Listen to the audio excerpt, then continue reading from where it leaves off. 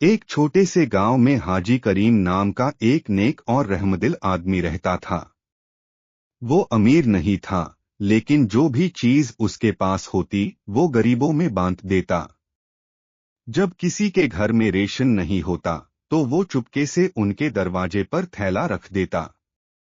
किसी बच्चे की फीस नहीं होती थी तो वो स्कूल जाकर उनकी मदद कर देता। लोग उसकी इज्जत करते थे, लेकिन हाजी करीम कभी शोहरत का तालिब नहीं था। उसका मकसद सिर्फ मदद करना और गांव की खुशहाली थी। एक दिन गांव में सख्त कहत पैठ गया। फसलें बर्बाद हो गई और हाजी करीम का छोटा सा कारोबार भी बंद हो गया। धीरे धीरे उसका सारा पैसा खत्म हो गया। वो आदमी जो कल तक दूसरों की मदद करता था, आज खुद मदद का मोहताज हो गया। लेकिन हाजी करीम ने कभी शिकवा नहीं किया। उसने हमेशा कहा, अल्लाह देख रहा है, सब्र का फल जरूर मिलेगा। वक्त गुजरता गया और गांव के उन्हीं बच्चों में से एक, जिसका नाम अली था, शहर जाकर मेहनत से पढ़ा लिखा और एक बड़ा अफसर बन गया। अली को याद था कि बचपन में जब उसके पास स्कूल की फीस नहीं थी, तब हाजी करीम ने उसकी मदद की थी।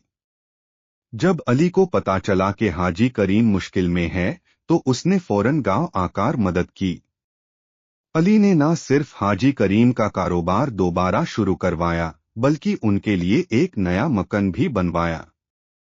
हाजी करीम की आंखों में आंसू आ गए जब उसने देखा कि उनका छोटा सा समाज उनकी मदद कर रहा है। अली ने मुस्कुराकर कहा, आज जो कुछ भी हूं, आपकी नेकी की वजह से हूं। उस दिन गांव वालों ने देखा कि सच में नेकी कभी जया नहीं जाती।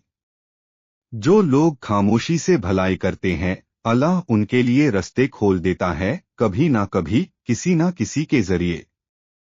हाजी करीम का इतना बड़ा असर था कि गांव के लोगों ने भी उनसे प्रेरणा लेकर एक दूसरे की मदद करना शुरू किया। वो एक ऐसा चिराग बन गया जो सब पर रोशनी डाल रहा था। हर एक इंसान को समझ आ गया कि जिंदगी में सब्र, मेहरबानी और समझ जरूरी है। हाजी करीम की कहानी सिर्फ उनके शांत भले कामा तक सीमित नहीं रही, पूरा गांव उनकी तरह एक दूसरे की मदद करने लगा। इस तरह हाजी करीम ने समझ दिया कि असली खुशी दूसरों की मदद करने में है।